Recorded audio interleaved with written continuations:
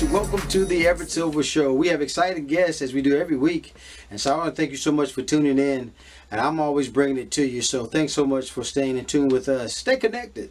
You're watching the Everett Silver Show.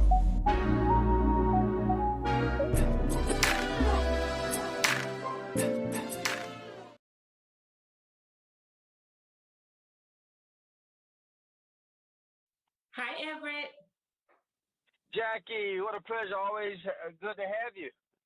Thank you. Thank you for having me.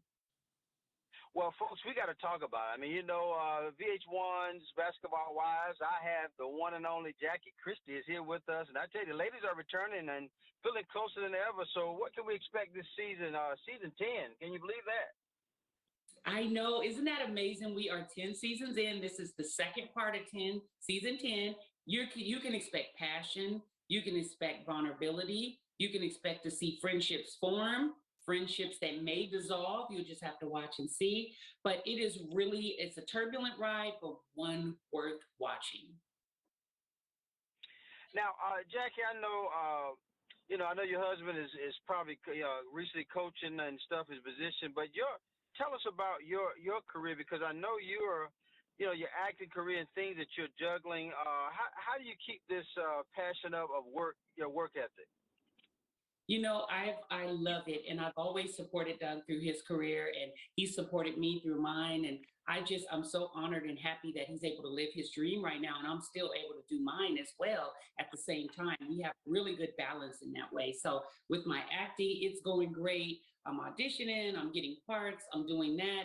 My podcast is doing fabulous. I love it. I can't wait for people to see season 2 of that.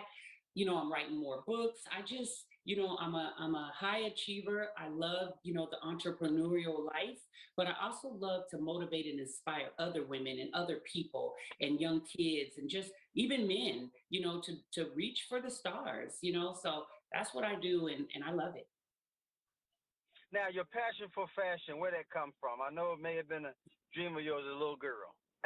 Yes, since I was little, and when you say that, it brings back so many fond memories. Like, with my sisters, I have 5 sisters, and we wanted really long hair so we could walk the runway like the girls, in Paris. And we would put turtleneck shirts on our head, and I would tell all the girls to line up, all my sisters, and then we would put on fashion shows for my mom and the whole family. And I knew then that modeling would be what I did. And when I turned 13, I got on the bus and snuck downtown Seattle and auditioned for a big agency, and they picked me, and the rest was history after that. So my passion for fashion started at a very young age.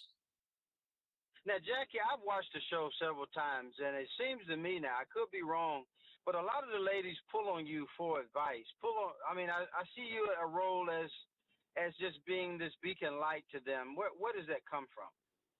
Thank you. I would have to say my mother. She was that for me. We're both Leos, and she's that for the neighborhood. All the kids could come to our house. So I think I picked that up from her, and it's just innate in me. I think I was born to inspire and to help other people. And sometimes it could be taken as, oh, she's pushy, or she's bossy, or she's meddling, or whatever. But I mean well, and that's where I think it comes from. It's just my heart. And then lastly, when you think in terms of just being an inspiration to each other, supporting each other's careers, do you think the show is really highlighting what needs to happen with the Basketball Wives? I love VH1, and I've been rolling with them for a very long time. And I believe that they definitely give us an opportunity to show what we got going on in our lives. And that's why I try to encourage the women to support one another. And there we can show the rest of the world what we have happening. So I do believe, and I think this next part of the season coming up every Monday at 8, 7 Central on VH1, you'll get to see more of that. Well, I want to let everybody know it's always an honor to have Jackie Christie, again, Basketball Wives, season 10 in, guys. The return, as a matter of fact, today, I believe, Yes. 8 p.m. VH1 tonight. And so any last minute things, Christie, you want to say? Oh, I just want to say thank you so much for having me. Everybody got to tune in. We left everything on the table. You're going to really love this part of the season.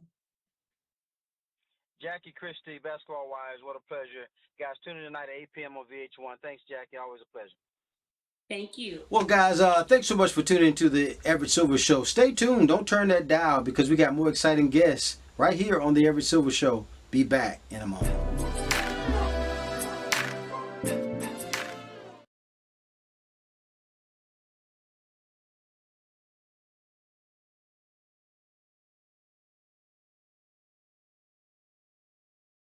The Cassius X becoming Ali. We got to talk about this that Smithsonian is kind of dealing with.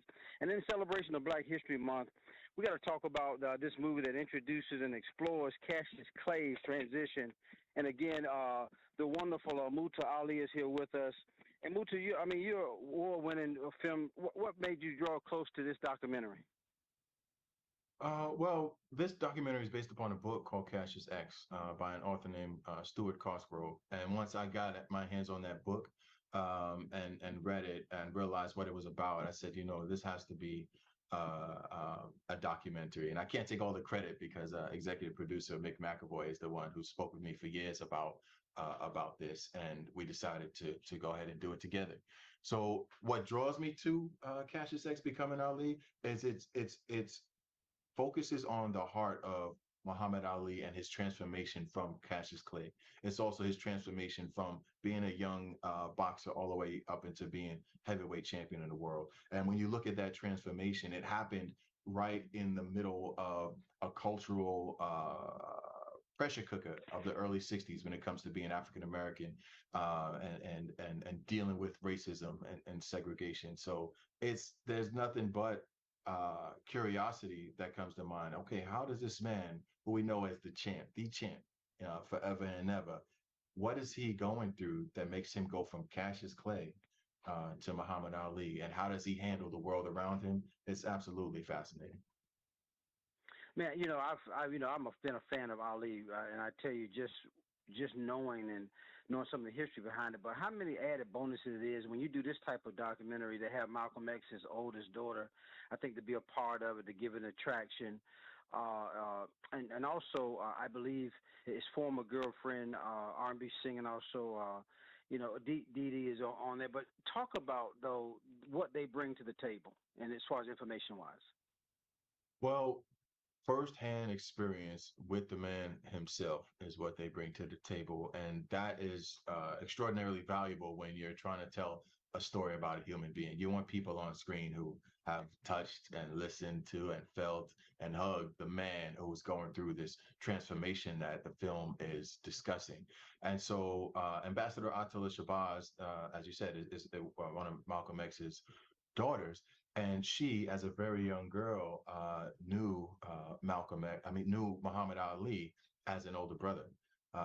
Muhammad Ali spent so much time with her father, Malcolm X, that they became like family, as I'm sure you know. So to get her to tell me about that and to have her share personal feelings and recollections about being sort of a younger brother to Muhammad Ali, and watching her father interact with him and their friendship go through its evolution was I was really grateful to be able to sit there and get that from her and share that with everyone. She was really generous, as you'll be able to see when you watch Cassius X Becoming Ali, and also Dee Dee Sharp.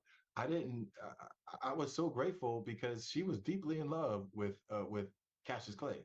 She was deeply in Right, love with right. Cassius Clay, and so that was apparent, I think, still today when she recalls it. When you see her on screen talking about him, it's like, oh man, y'all were really, really in love. So to get the side of when someone's going through a transformation, everything around them responds to it.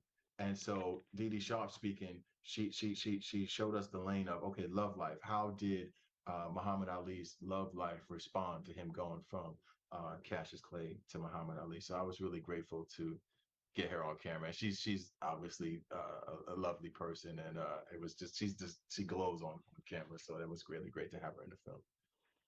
Now, Muta Ali, when you think in terms of, though, man, just being able to reveal just the insights into the life of this global, Ali was a global sports icon, man, an activist as well, and just how he used his platform to just, speak to the moment.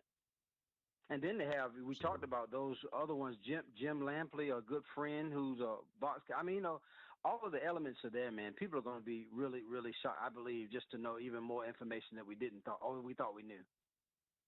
Yeah, I'm certain that there's a lot of information in this film that you haven't seen before in terms of the Right. people's who are participating in it and the personal stories that they share about interacting and loving Muhammad Ali. So that was, I mean, personally, it's great because I get to see everything that's on the cutting room floor. So Right. I think I'm Right. lucky to have be able to go on that journey. But yeah, I think if you watch, Cassius X becoming our lead this Monday, then you'll get something great from it.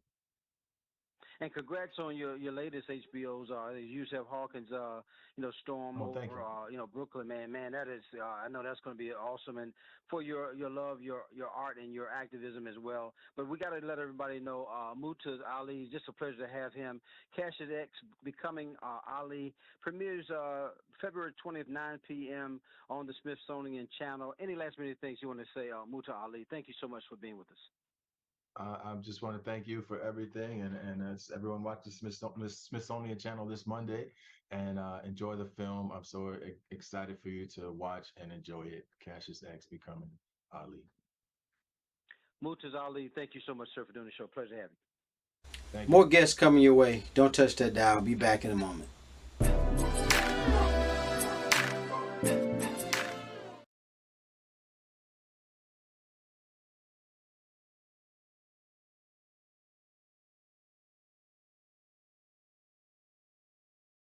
Hi, Everett. Kelly, how you doing? What a pleasure to have you on the show. Thank you. I'm doing so well. How are you? I am doing wonderful and glad to have you. Well, folks, I have my special guest, Kelly L. Carter. I tell you, two-time Emmy Award-winning journalist. And I tell you, we got to talk about something special that Hulu is doing to celebrate Black stories always, and some of the noteworthy television and film Black stories and their storytellers. And so, Kelly, I don't know where to start. Kind of, there's so many great shows that we're doing out there. Where do we start? I mean, look, we could start with our boy Method Man and check out Wu Tang and American Saga. It's entering its third and final season. This series, Right. of course, is a Hulu original, and it really is an origin story of some people that I think are hip hop superstars like RZA and Method. And ODB, may he rest in peace. And this Yeah. really kind of takes us back to where they come from, their neighborhood, what inspired the music, what inspired them to become musicians in the first place. And right now in this final season, they have released their debut album. They're on the brink of global superstardom and trying to find their place in the world of music. And we kind of know what happens after, Chambers is released, but we don't know how this series is going to end, and I'm curious to see where they leave us off, because obviously, a lot of these guys are still very relevant right now. I mean, Method Man is someone that all the ladies love and love to thirst after, but he's an accomplished actor right now. And RZA, of course, has worked with filmmakers like Quentin Tarantino scoring films. So it's been really a nice journey to see where these guys started and where they're gonna go. I was thinking, Kelly, of how much we've just contributed to television and film, but the storylines of these different, whether it's Grownish or whether it's, I mean, I love what the Emmy and Golden Award winning series, Abbott Elementary, talk about how we're just speaking to things that we need to address. I mean, we really are. I see that's the reason why people are tuning into shows like this, because there's Right. that relatability factor, right? Right. For me, Abbott Elementary is a little personal because I'm a product of educators. My parents are academics, and so I know the passion that exists with our unsung heroes, teachers. I think everyone can kind of universally agree that we feel that way about teachers being underpaid, underfunded, and not appreciated by the spaces that should appreciate them. And somehow Quinta Brunson, the creator of Abbott Elementary, has found a way to talk about all those things but give us a lot of comedy at the same time too. And that's why people love a show like this. Like, people understand, like, Philadelphia could be Detroit, where I'm from, it could be Durham, it Hmm. could be New York, it could be so many other different types of communities. It's relatable, so we understand the drama, but we appreciate the comedy at the same time. Absolutely, and then just like you said, the shows are speaking to me. But Kelly, address this for just a minute. Just us finding a home somewhere, like what Hulu is doing, or Onyx, or places that we could, house our contributions of our storytellers. It's so important. I mean, like, what I love about this kind of hub, this portal where you can find all different types of Black stories, very diverse Black stories from Black storytellers, is that you get to have these iconic franchises, these iconic series, these iconic films that live right alongside products that are coming from new creatives. And so you Hmm. get to go there for something that feels familiar. Like me, I'm a creature of habit, so I'm often rewatching things over and over again. So for someone like me who's like, I just want to put on 227 and have it playing while I'm working at home still, in the background, you then get suggestions, you then get to see other filmmakers, and maybe I kind of navigate over to a series that I didn't know existed, to a film that I didn't know was available by an artist that I had not heard of before because they're new. And I think that's why a hub is so important, because you go for something familiar, but then you discover something, and that discovery is what's key. Now, I got to tell you and mention this, Kelly. You have graced the pages of international media outlets now. From USA Today, Vibe, Buzz, Ebony, Essence, MTV. I can name. What jumps out at you the most, and what would you think as we're telling our stories and bringing it to film? Um, and what jumps out to me the most on the Hulu Hub? Yeah. I mean, I'm gonna be a little selfish and tell you that the new film, the new film, I would love for everyone to watch, because I feel like we all need to laugh, especially right now. Laughter is so much more important. Is Three Ways, and it's a sex comedy, but it's really funny, and there is that relatability factor. And I executive produced that project. It's my first time executive producing a feature film, and I was thrilled to come on board and work on this project. And so far, I think people are finding the comedy and they're loving the film, and that makes me feel really good.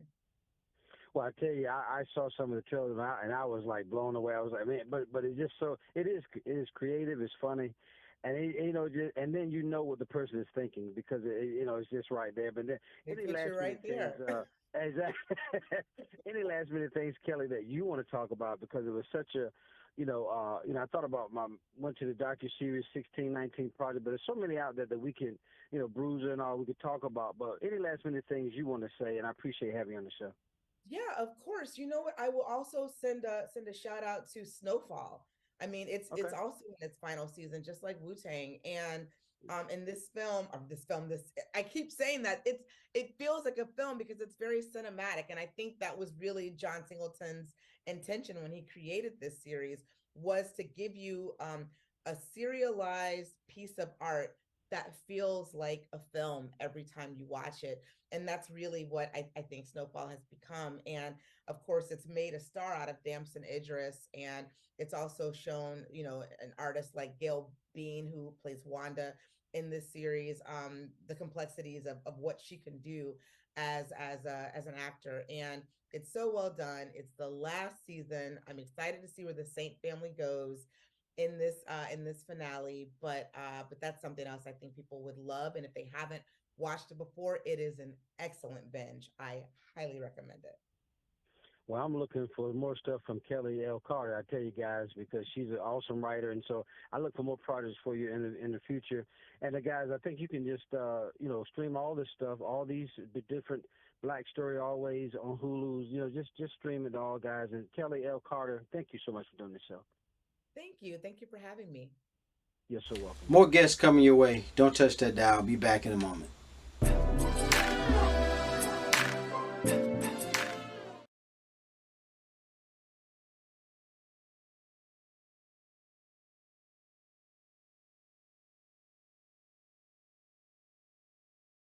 What's up, Everett?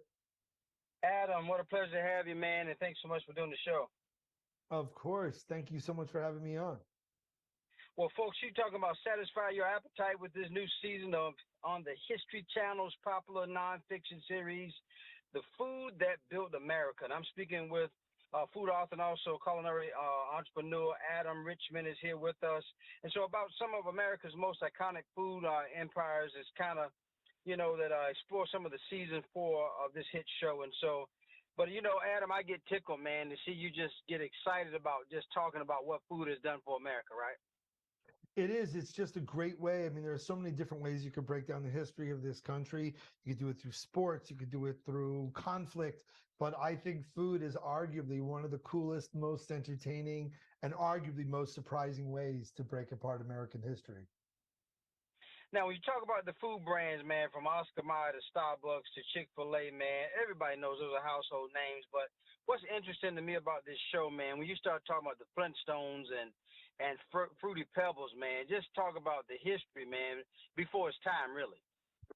Absolutely. I mean, when you stop and you realize Fruity Pebbles is like this mainstay of the American cereal market, yet it's a cartoon tie-in. It's cartoon merch. It's the equivalent, like, can you imagine a SpongeBob cereal holding that much weight, that much clout in the American marketplace? And then, remember the 1980s when the Reagan administration said you could advertise directly to children. Suddenly Pac-Man cereal, Nintendo cereal, ET cereal hits the marketplace. Then technology begins shaping the way we eat. With the advent of the toasters, suddenly you have toaster waffles, toaster strudels, toaster pastries like the Pop-Tart. Then the microwave comes about. Now you have a new dimension. Plus, now with both parents working, kids now have the ability to cook. Suddenly there's this idea of let's create frozen foods. How do you create frozen foods? How do you dominate that market? And what's so cool in this season is we don't even just stick to human foods. We go into the pet food wars, a billion dollar industry. We get into sporting goods. We get into liquor and spirits. And you realize that all of this comes down to inspiration, perspiration, culinary entrepreneurship, and being a bit of like a badass and like outmaneuvering your competition and kicking their ass. And like, it's, if you look around, like, the guy who created Popeyes has nothing to do with it anymore. Famous Amos doesn't even own his own name anymore. Wally Amos can't even use his own name and likeness anymore. So you really learn about how cutthroat these businesses are, and you will be inspired to, if you've ever had a food idea, to get up off your tush and to try it. I know I've been.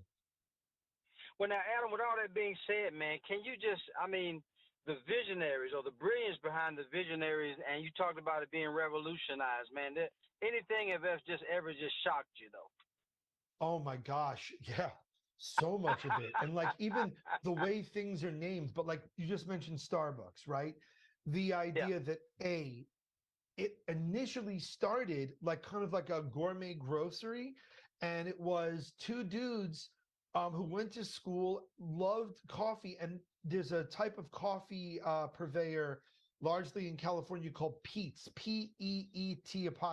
You could buy their K-cups or whatever. But the man who created Peet's is the guy who trained the guys from Starbucks how to roast coffee. And they were not a cafe. And then suddenly this appliance and like cookware salesman named Howard Schultz from my hometown of Brooklyn, New York, comes over, says, I believe in what you're doing. I love this. I've been to Italy. These artisanal coffee drinks have something. And suddenly Starbucks takes on this other life because of this guy who wanted to do something completely different than the founders did. So to realize like how the person who created one coffee company spawned this other one, how the guy who co-created Peter Pan peanut butter, when he got screwed over by his partners and the government, he created Skippy. And you begin to see like how technology, how hydrogenating peanut oil changes it. So you see how technology changes things, the wars change things, migration, immigration, and like even just the idea that creating pet food and kitty litter takes dogs from being scavengers and cats from being pest control to being parts of our family and deeply beloved part of the American family for years. Well, I got to tell you, man, I've been following your career for some time, man. I remember, you first, I know, known for, the man versus foodware. But when you start thinking in terms of this, man, just Man versus Food Nation and stuff that you've done, the best sandwich in America. I Yes, give sir. you with this, Adam, last minute thing, man. Your show is, man, it just, I love how you brought history together, where it started from, and a lot of times we missed it, and how we appreciate history, and thank you for doing it, man. Of course. And like I know that you're in the beautiful triangle where I've spent a lot of time in North Carolina, and having had cousins go to UNC and Duke, I spent a lot of time there. I actually acted in the outdoor drama Unto These Hills in Cherokee, North Carolina. So Okay. that's the thing. And that's the thing too. People will drink a Pepsi product or drink Mountain Dew and not realize how much Carolina pride and Carolina inspiration goes into something like this. So it's really Right. beautiful to shed a light on parts of the country that otherwise might not get their shine. And it's an honor to do it. Well, man, I'm excited about it. The Food That Built America, guys, new episodes premiere this Sunday, February the 19th, 9 p.m. on the History Channel. And again, what a privilege to have the one and only food author and culinary entrepreneur, Adam Richman. Man, Adam, thanks, buddy. Honor's all mine. Thank you, sir. All right, bye-bye.